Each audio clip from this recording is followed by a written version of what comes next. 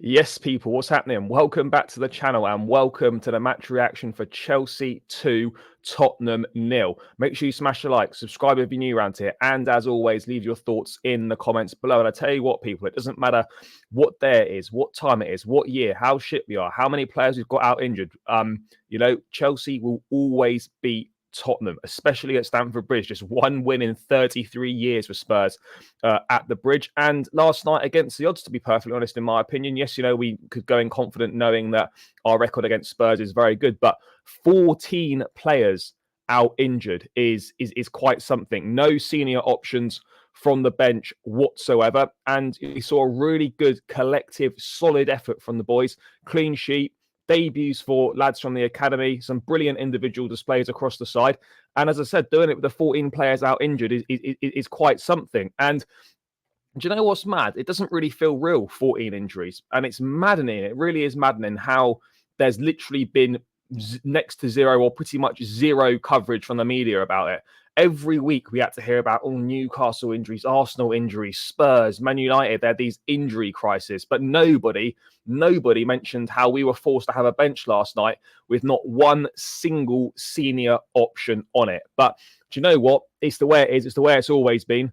And when it seems to come to Chelsea, no one really seems to be that bothered about what's going on, and we don't get the same coverage that other clubs do. But anyway, moving away from that, it was a brilliant night for several players. Conor Gallagher was superb. Moises Caicedo, unbelievable. Trevor Chalobah, brilliant as well. Marc Cucurella inverting into that midfield.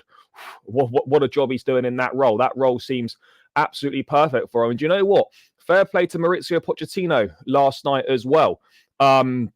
He absolutely deserves credit for the job that he did. There's no denying that. I mean, we saw a switch back to the tactics that we saw in the pre-season, and it's a real shame because I just don't understand why it's taken us so long to get back to that point. He returned to that system he used in pre-season, and that's exciting for us because that excited everyone at the time in the pre-season. Levi Colwill and Nkunku, who were pivotal in pre-season, and now might get some minutes before the end of the season. I just don't understand why Pochettino hasn't used it more. But do you know what? He deserves some praise. Fair play to him. He has adapted. He has switched things up tactically, and it's made a massive difference last night. It made a massive difference in the second half against Aston Villa. And hopefully we can see more of that because he's shown that he is capable of doing it. We just haven't seen it on a consistent basis. We really haven't. And on the manager, it's been ups and downs for sure. But there have been a few times this year where I absolutely couldn't see Poch being there next season. But then you see performances like the second half at Villa. You see performance last night, and you sort of think, it doesn't really make very much sense to make a managerial change at the end of the season. By all means, reassess at the end of next season. But I just think right now, with what's happening, with what we're trying to do, I just don't see how another managerial change makes sense at this point in time. I think, we can get the players back fit. If we can continue playing the way that we are, using the system that we used so well in pre-season, add some more players to it, it makes sense to go with Pochettino for another season, in my view. But let's wait and see what does happen on that front. But I want to start with the Cobham boys because, when is this football club going to learn from its mistakes? Conor Gallagher, brilliant last night. Chalobah, brilliant. I just don't get it. Homegrown players who live and breathe Chelsea, who've dreamed of putting the shirt on, and when they do, they play for it and they give 110% every single time. These sort of players must not be sold. Gallagher and Chalobah are the absolute prime examples here, and the players that the fans connect with on a really deep level.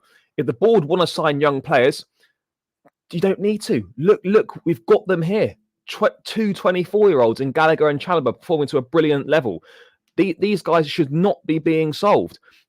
At this point in time, I genuinely believe that whatever PSR punishment there could be, is worth it to keep players like Gallagher, to keep players like Chalobah, because losing them is going to cost us more in the long term, guys. And don't tell me you've got trust in the sporting director's ability to instantly replace these guys with with better players. It's amazing. It really is. You can guarantee these guys we sold, right, and then we'll spend twice as much money bringing in players that are 19 or 20, aren't anywhere near as good, and might not even reach the potential that they have. And we just don't need to keep going down that route.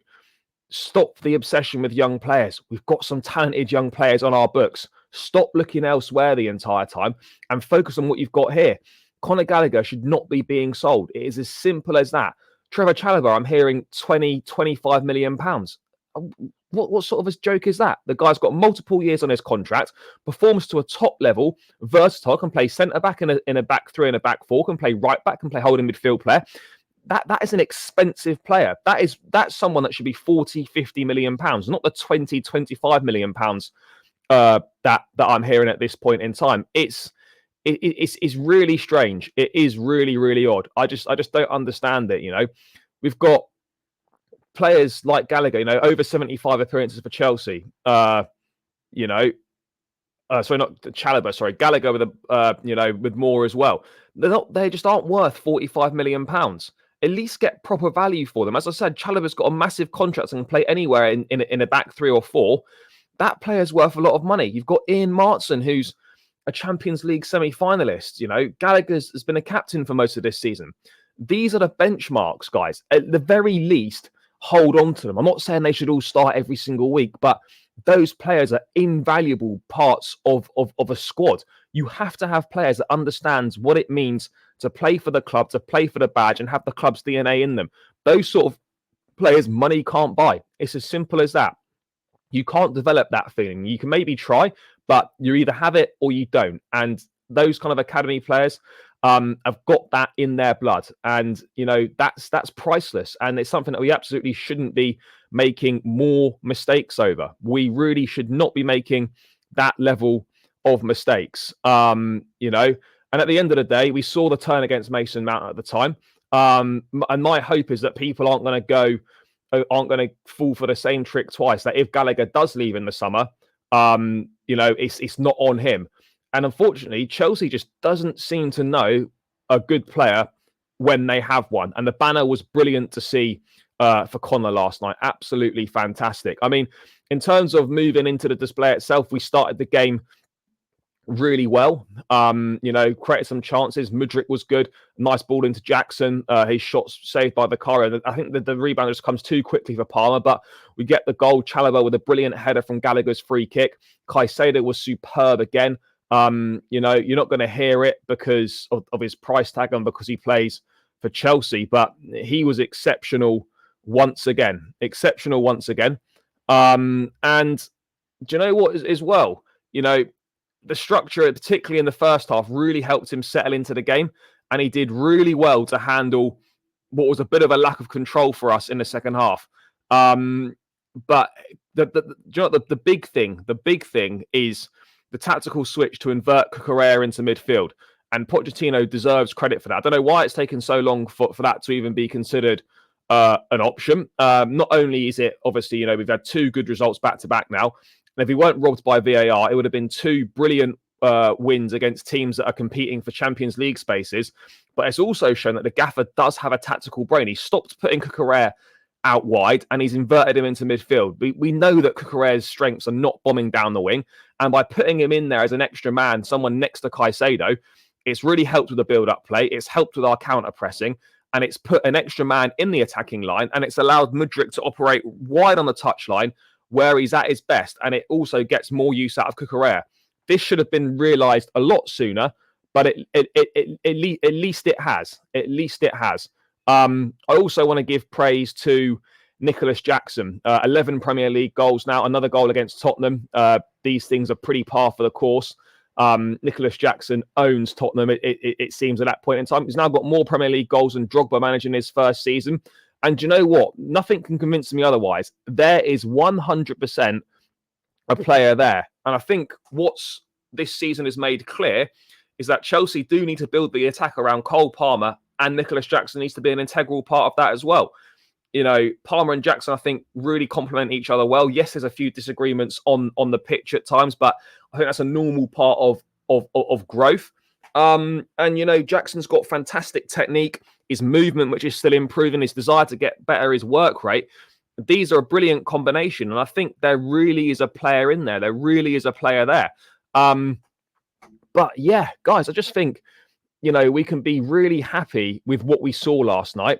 You could it sort of feels like there was that was almost like the work coming together, as it were. The work coming together, and you could sort of see what we're trying to do. But yeah, I mean, after 8 months or whatever, 10 months, you would expect that. But do you know what this season has showed is that, you know, it's felt for most of the season we've been very good at creating opportunities. The execution's not been there, and defensively we've just been shocking. But if we can improve our execution and tighten up defensively, we will become an infinitely better team tenfold. We really will. It's as simple as that in my opinion. You know, again, Cole Palmer, a little bit of a quieter night, some really good stuff. Fantastic free kick, for which Jackson obviously headed in the rebound. And look, you know, the Europa League is still on somehow. A top 6 finish is still on. The home form has improved massively. We've not lost at home against a top 6 side. Oh, sorry, one loss against top 6 sides this season at home when Aston Villa beat us earlier in the season. And it's frustrating because if we hadn't dropped those points against Burnley and whatnot, against Burnley and Sheffield United, if the winning goal at Villa Park hadn't been disallowed, which it was incorrectly ruled out, then, however, there's probably a chance that we could have been pushing to finish 5th. So, yeah, it's a strange one, isn't it? It is a strange one, but do you know what? We're 3 points behind Man United. We've got four games left. West Ham, Forest, Brighton, and Bournemouth, all winnable games.